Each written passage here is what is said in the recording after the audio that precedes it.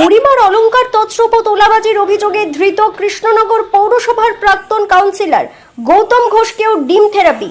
বুধবার তাকে গ্রেপ্তার করে কোতোয়ালি থানার পুলিশ। বৃহস্পতিবার তাকে আদালতে পাঠানোর আগে হাসপাতালে স্বাস্থ্য পরীক্ষা করতে নিয়ে যায় পুলিশ।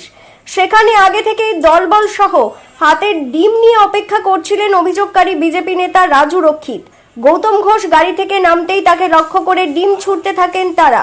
পাশাপাশি চোর চোর স্লোগান দেওয়া হয়। উপস্থিত পুলিশ কর্মীরা কোনো ক্রমে তাকে নিয়ে হাসপাতালে ঢোকেন।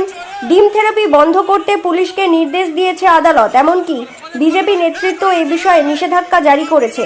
তা সত্ত্বেও পুলিশ হেফাজতে থাকা অভিযুক্ত হাসপাতাল চত্বরে বিজেপি নেতার দ্বারা কিভাবে আক্রান্ত হলেন তা নিয়ে উঠছে প্রশ্ন। ব্যুরো রিপোর্ট, জি নিউজ বাংলা।